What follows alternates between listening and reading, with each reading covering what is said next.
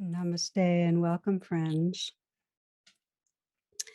I recently heard a story about two monks who were told that if they hiked to the top of a mountain by sunrise, they'd get to meet the Buddha.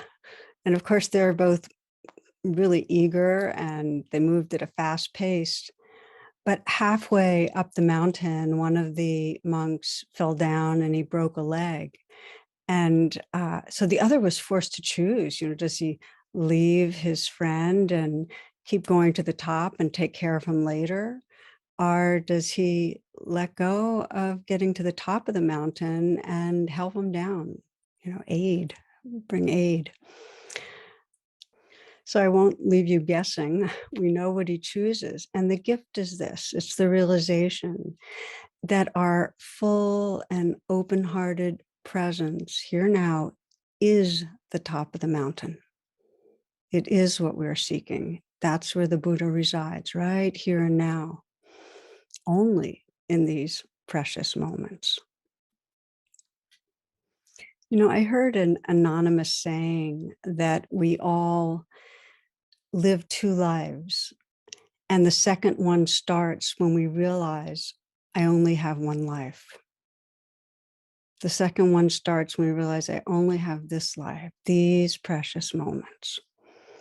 And maybe this has happened to you, that realization that you're really not on your way somewhere else to the top of the mountain, that what you have is the aliveness and presence and loving that's right here now. That's it. This is it. I know it's easy to think of our lives and the spiritual path as going somewhere, trying to get somewhere different. But it's actually, the path is really learning to let go of whatever's keeping us from the presence that's right here now. Let go of whatever's blocking us from open-hearted presence. To let go of any of the thoughts or the habits or the attitudes that are keeping us from inhabiting this precious life. So today's reflection is on the blessings of letting go of the blocks to loving and full presence, to the blocks between really being at home in our lives. And the inquiry I found that really serves this and that can guide us is, what is between me and presence? What is between me and open-heartedness right in this moment? The gifts of letting go.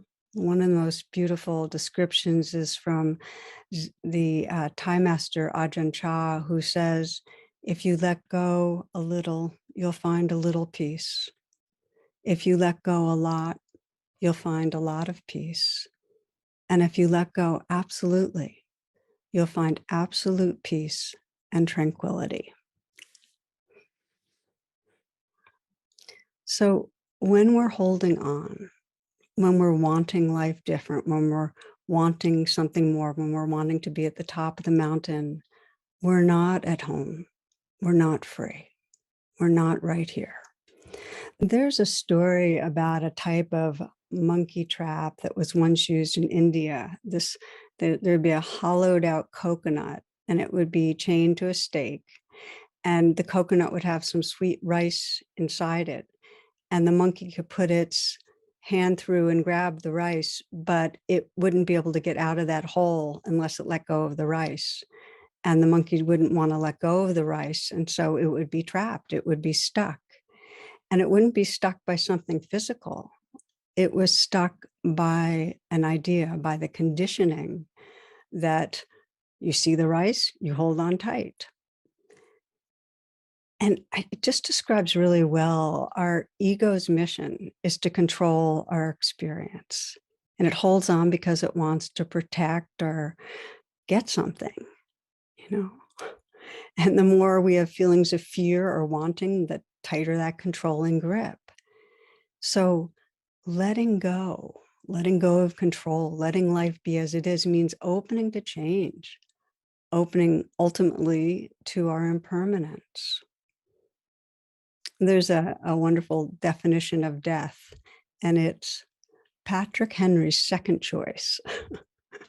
I always love that. And the point being that letting go is the last choice of our egoic self. It's entirely organized around avoiding or resisting what's unpleasant and grasping onto what secures us or gives us pleasantness, and not around letting be.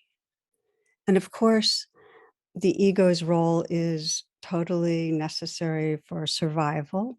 We know that. We know that it's good to avoid driving with someone who's been drinking, and it's really good to make sure our refrigerator is stocked with tasty and nutritious foods. But here's where the suffering comes in. We hold on to the sweet rice way beyond what's needed for survival.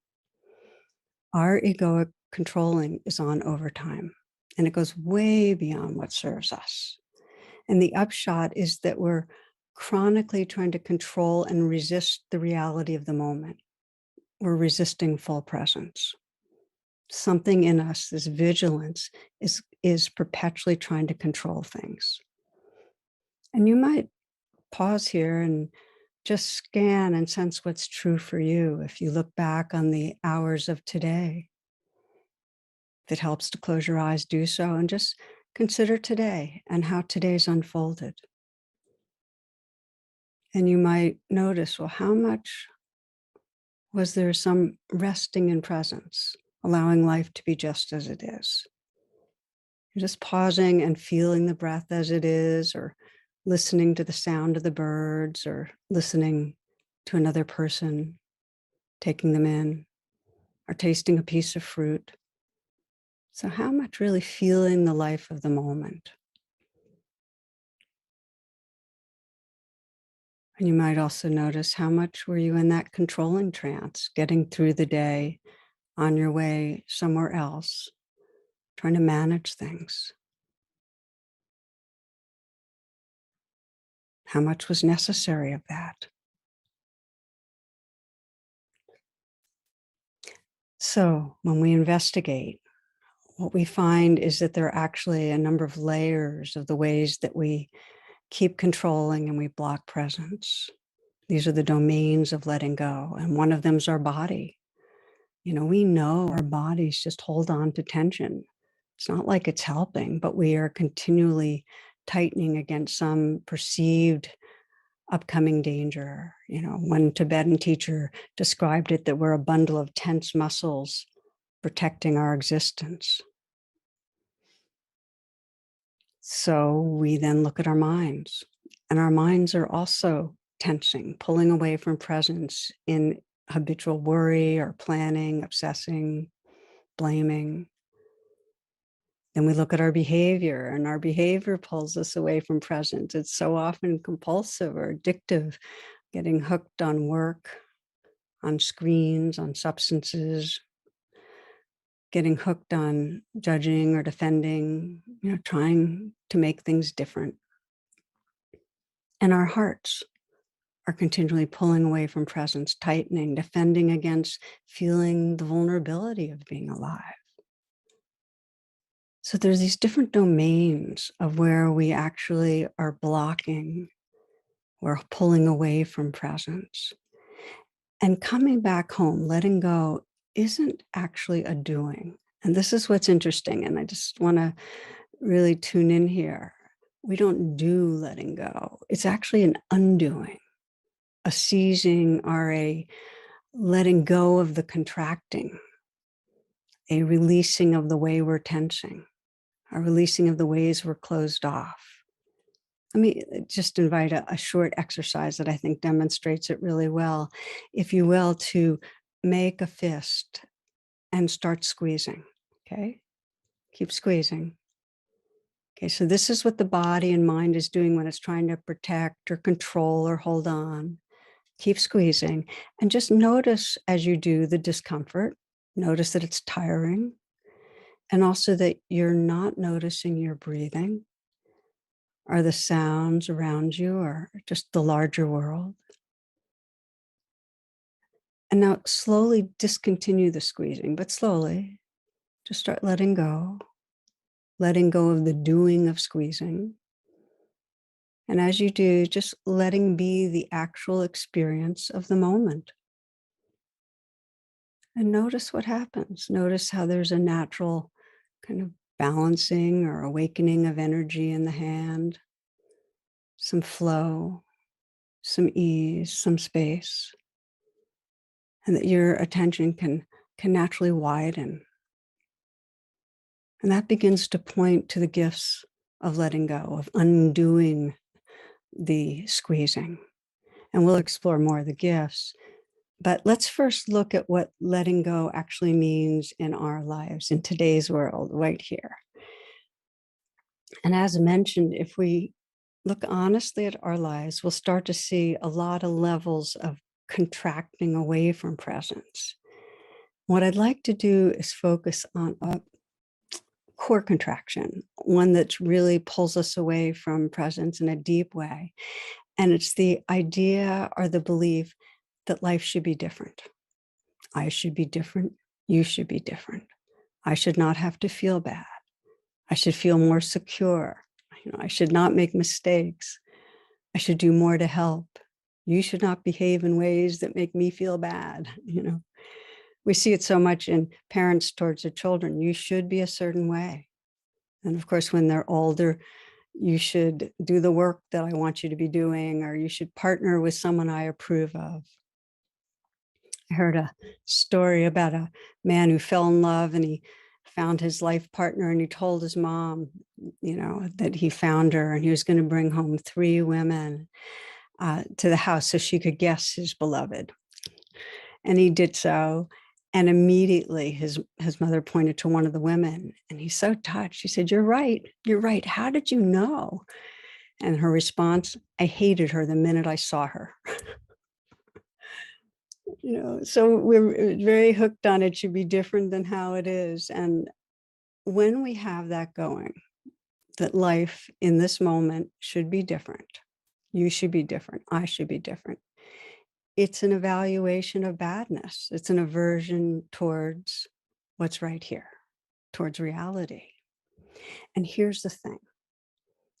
No matter how right we think we are, that something should be different, it's an argument with the reality of the moment. It's an opposing. We're at war with how it is.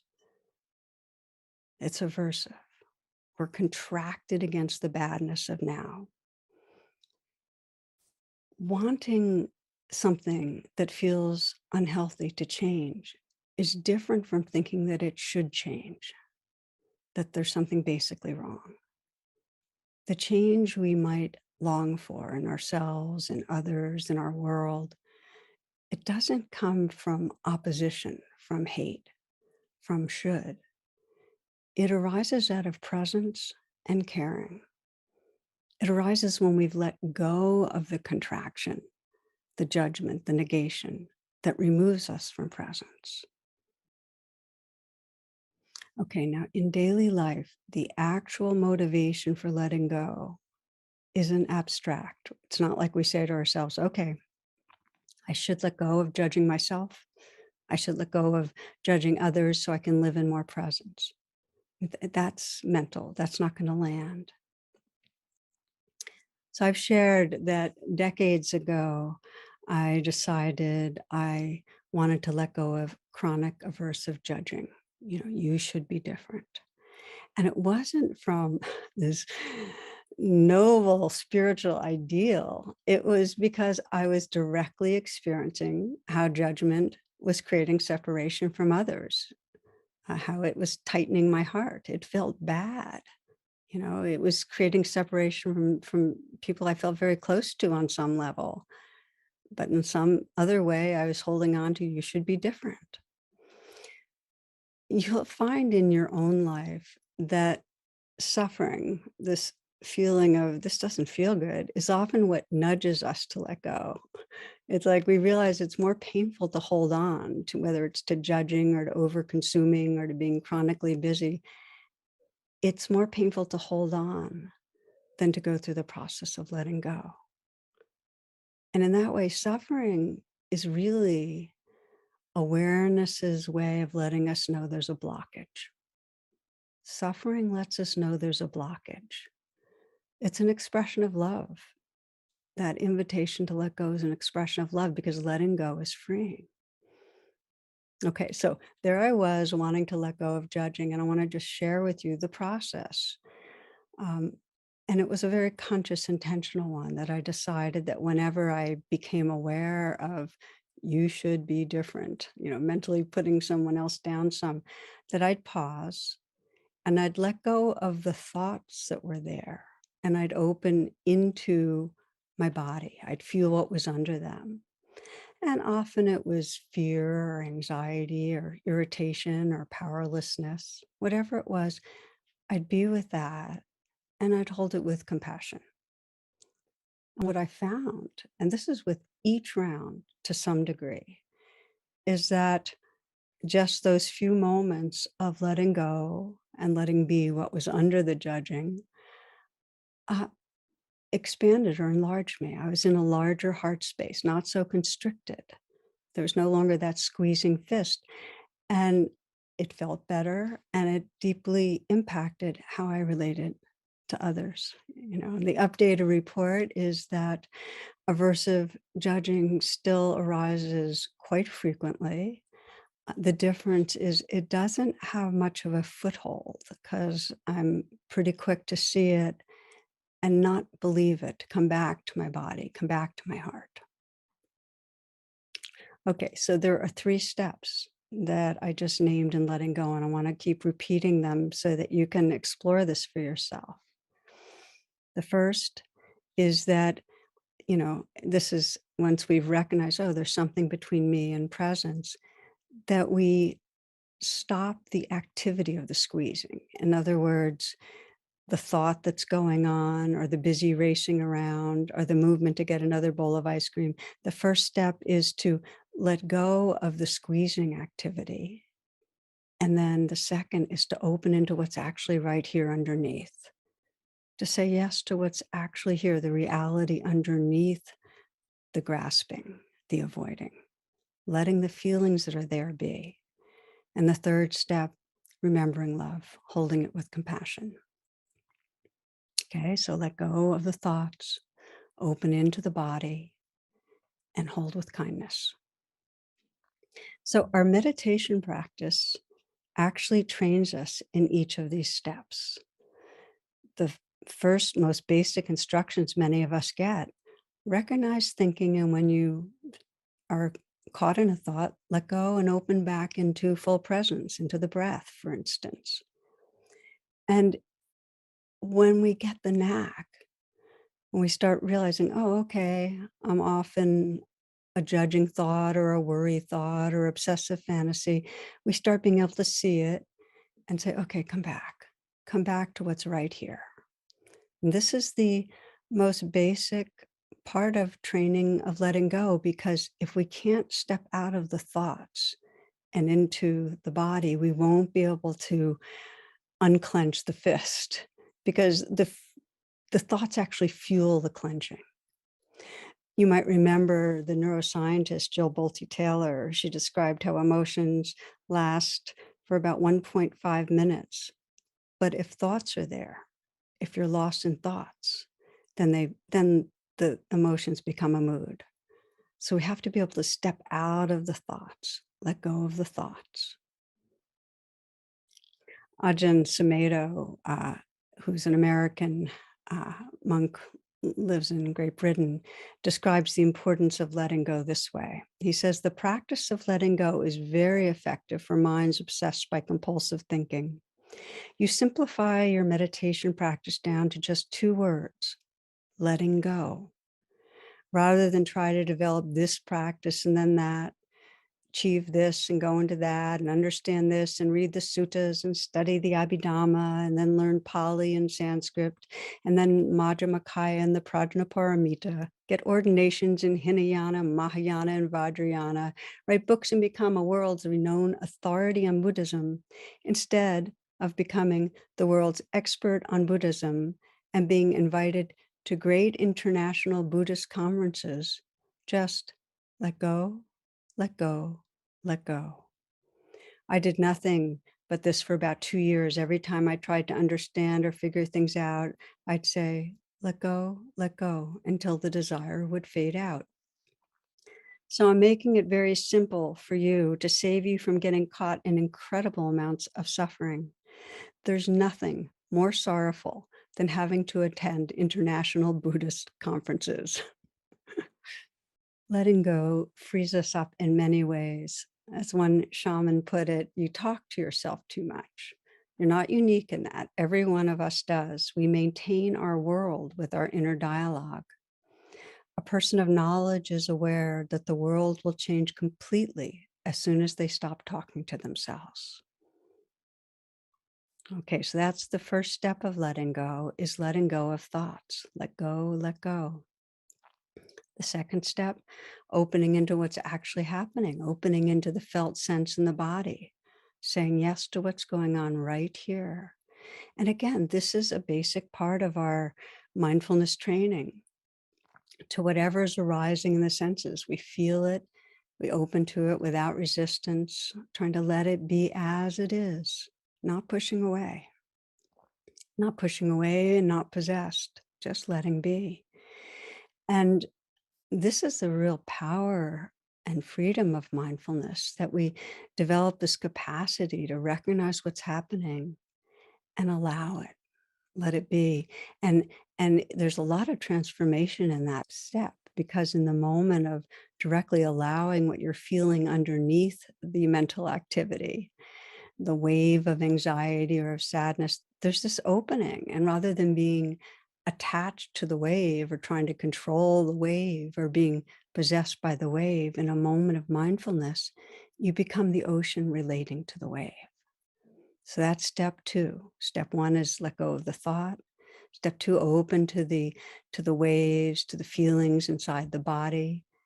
And then step three, our meditation helps us to contact the love that allows for really a full letting go.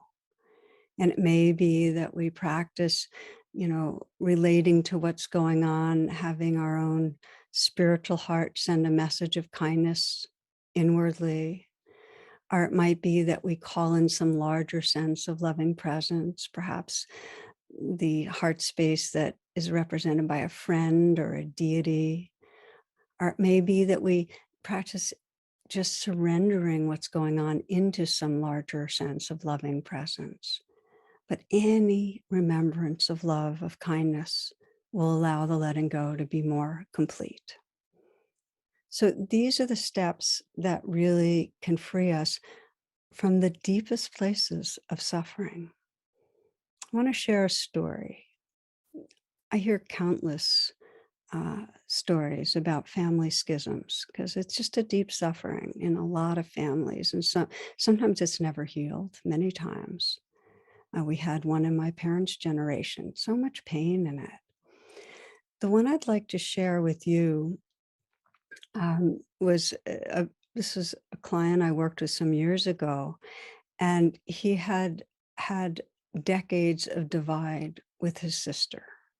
And they grew up in a really difficult household. The parents, a lot of hostility between the parents. When they were teens, their parents divorced, the father left. So these two were very close. They were real allies. She married his best friend and he went into business, and they ended up splitting the business. And the friend took some of the clients in a way that this man felt broke an agreement. And his sister stood up for her husband, this friend, and he felt betrayed and abandoned. And over the next couple of years, there were some very accusatory, harsh letters that went in both directions. Then, about 5 years later, she sent some letters asking to talk, to see if they could reconnect, reconcile, but he refused. His stance was, she shouldn't have, I could never trust her. 10 years later, sister, now divorced, uh, reached out again.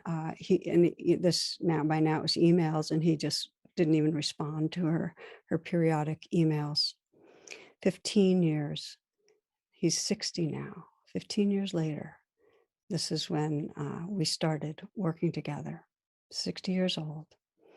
His sister had gotten cancer, and after the diagnosis, after he heard about it, he had a dream that she died, and he went into really deep grief. And she didn't die. She actually went into remission. It was very treatable cancer, but something was shaken in him. So he wanted to try connecting, but still had some part of him blocked, hooked. He was holding on. She should have backed me. She shouldn't have said those things. She betrayed my trust. And that's when we were working together. So we practice these steps that I've been sharing with you of, okay, let go of those thoughts, come into the body, what's there. And, the thoughts were, it should have been different. She should be different. And he came into his body, and what was there is, deep hurt, feeling that she didn't care enough about him to stick by him. And that went into a deep kind of lifelong hurt that had to do with his parents and a lot of grieving. And the practice is allow, let be, say yes to that. So he did that. And then the third step, call on love, invited him to really inhabit his own most awake heart, to really call on compassion and to offer what was needed inwardly. And what he offered was, I'm here, I'm not leaving. Hand on heart, I'm here, I'm not leaving, over and over again. So for several months, we practiced this together. He practiced alone.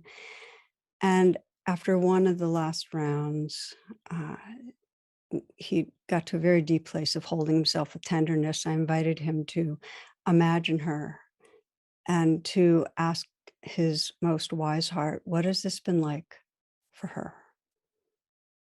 What happened? What did she go through? And he knew right away she was caught in cross currents. She had a fear of loss. I asked what message she would want to give him. And the message again came through very quickly. She loves me. She was never taking away her love. He emailed that evening and 2 days later flew to Maine to meet with her.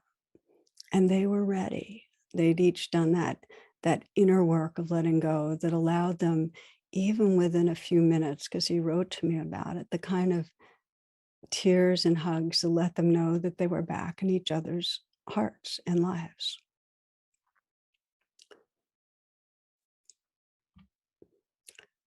I started sharing that anonymous saying, we have two lives, and the second begins when we realize we only have one. And sometimes there are jarring things that happen that let us realize that, the diagnosis, for instance. But that's the truth, even when we're not jarred into it, that this life is temporary, it's impermanent. And when we really understand that it's passes in a flash, when we look back at our past and realize just it's a flash, that we only have this life, we only have these moments, letting go becomes more of a natural response. We're no longer trying to get to the top of the mountain, having things be the way we think they should be. We're more dedicated to these precious moments. So let's practice for a bit, just a little bit of letting go in your own life. And if you need to shift positions or make yourself more comfortable, please do so.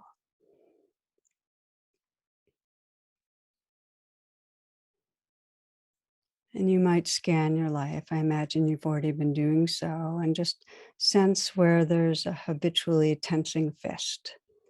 In other words, asking that question, in my life, what's a place that a recurring kind of reactivity that gets between me and presence, where it might benefit to do some letting go? Where are you holding on to, I should be different or you should be different?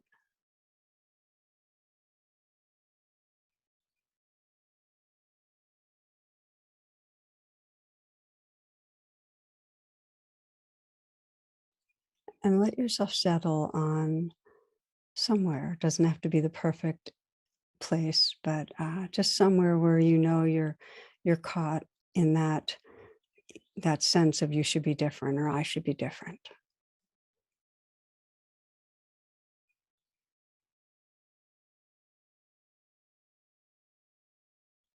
And imagine being at the end of life still holding that and what that would be like, just to help you feel the wisdom, the longing to let go.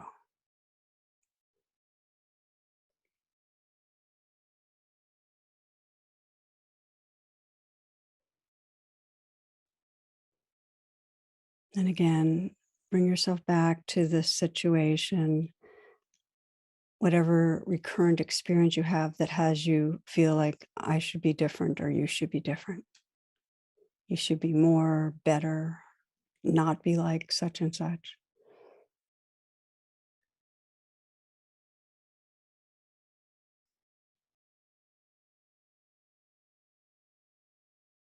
Just sense this is what's between you and presence and recognize the thought in some way, the thought that it should be different, that assumption, that expectation in your mind. You might even whisper, okay, judging, and let go of that thought. Let it go and open into the body, open to the life that's under it. Feel what's here. It might help to put your hand on your heart and just feel what's here. Breathe with it. Is it pain? Is it fear? Hurt? Powerlessness? Pain of feeling unloved or unsafe? Just breathe with it. So you've moved from holding on to a thought to opening to the living reality of what's underneath, the vulnerability.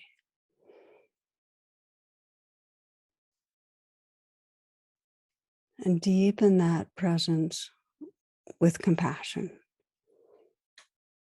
You might sense your own wise heart, that larger heart space, the field of your compassion, your spiritual heart holding your human heart.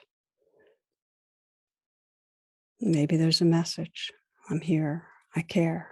I'm not leaving. Trust your goodness.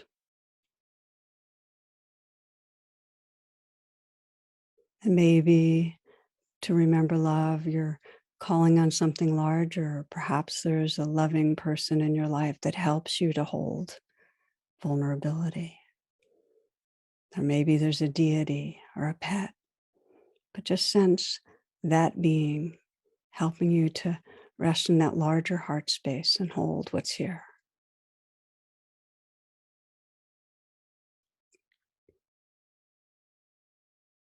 You might even imagine and sense that you can surrender the vulnerability, the hurting place into that larger loving field. Just let it go into loving presence. This isn't getting rid of, it's letting it be included in a larger truth. Just imagine handing it over, bowing, surrendering it into the field of love, and then rest in that loving presence.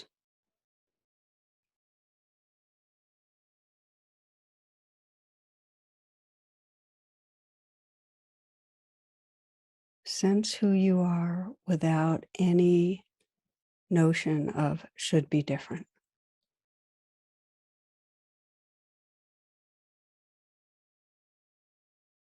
Sense your beingness, the vastness of heart and presence when there's no sense of should be different.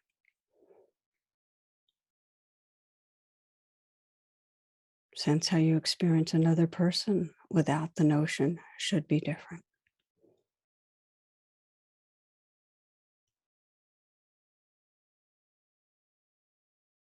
Perhaps there's compassion towards where you sense there's pain. And perhaps you can sense some creative possibilities of relating or engaging differently from this wisdom of your heart.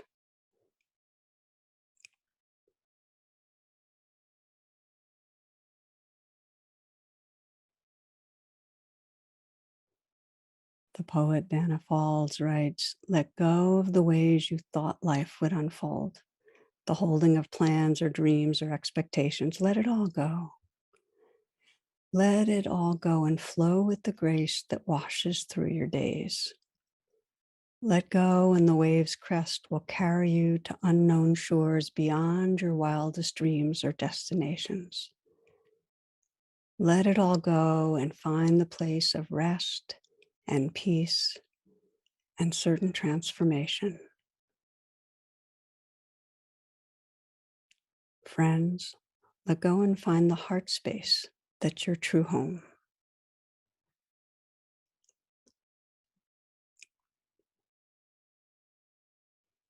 Okay, opening your eyes. If they're closed, coming back. So you might think of the practice of letting go on two different levels. And the first is what we've just been exploring, a kind of more in depth process where you're focusing on a particular place of deep holding, one that has real charge, one that you may return to many rounds, coming back to again and again, taking those three steps. I want to close by saying there's also an ongoing daily way of letting go of whatever you notice is blocking presence. Again, asking that question, just pausing when you sense you're off in some way and just asking, what's between me and open hearted presence?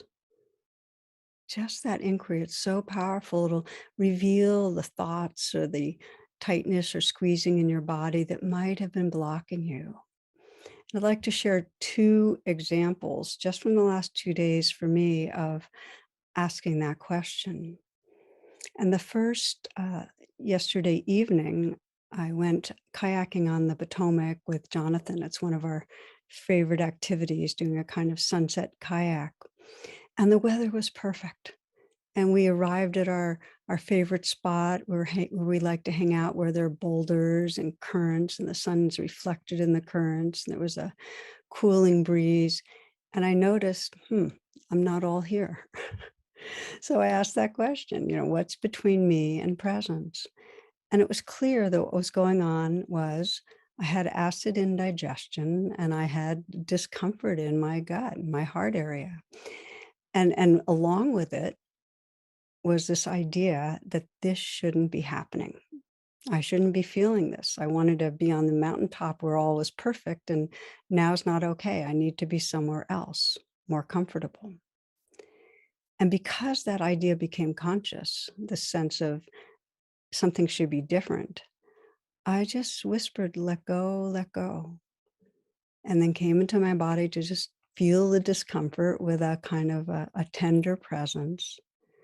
And then to feel the breeze, because there was kind of that unclenching, and hear the birds and the currents. And it was perfectly imperfect, It was still uncomfortable, but I wasn't at odds because I didn't have some assumption it should be different. I was resting in more wholeness and presence and peace. And of course, just so you know, when I got home, I took some anti-acid meds and, because letting go doesn't mean we don't still act to improve our circumstances. We're just dropping the opposition, the aversion to what's here. Okay, one more example, and that's this morning's meditation. I asked again that question, during, I felt a kind of a tightness. I said, what's between me and presence? And there was an anxiety, a kind of clenching in my chest. And I'm leaving town next week, traveling across the country, teaching, going to be away for a while. And I found more recently that when I'm about to leave and travel, I start getting anxious. And so I had to let go of the idea, not the anxiety, but that the anxiety shouldn't be there. It was just there. So I let go of this thing of I should be feeling differently, and just to feel and be with the clench, the anxious feelings. And I was with it for a while. And because I was formally meditating, I was feeling a growing presence. And I just sensed a surrendering it into love. It's kind of like bowing and offering it into a larger field that has room. And still here, I could still feel a bit of it there, but I was just resting in a larger place. So, what I want to leave you with is that this is a life practice. And the good news is that each round that you ask that question, that in some way you wake up and let go of the thoughts should be different and just open into the reality itself, open with kindness, with tenderness. You discover the openness and tenderness and vastness of your own presence. Again, Dana Falls puts it beautifully. She says, in the choice to let go of your known way of being, the whole world is revealed to your new eyes. Okay, friends, let's close with a very, very brief kind of practice of letting go. You might close your eyes if that feels comfortable, or let your gaze be soft. Take a few full breaths to collect you.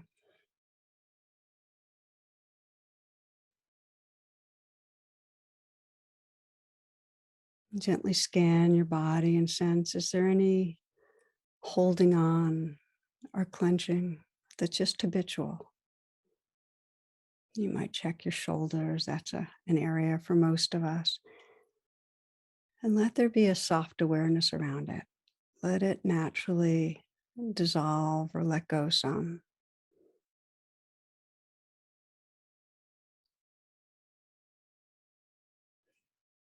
Scan your mind. Notice if there's any thoughts that are keeping repeating, keep possessing you, that you keep getting lost in. Let go, let go. Just let be now into the changing flow. Notice what happens when you let life be just as it is. Invite a tender presence, being with this changing flow of life just as it is. See how deep and loving that yes can be to reality. That surrendering of anything that's blocking, that letting go into the life that's here, the love that's here, the awareness that's here.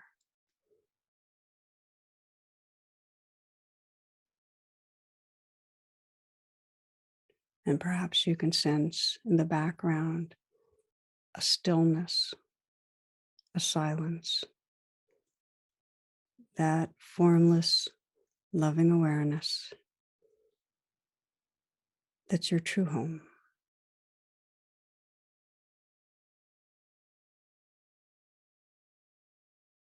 Resting in that.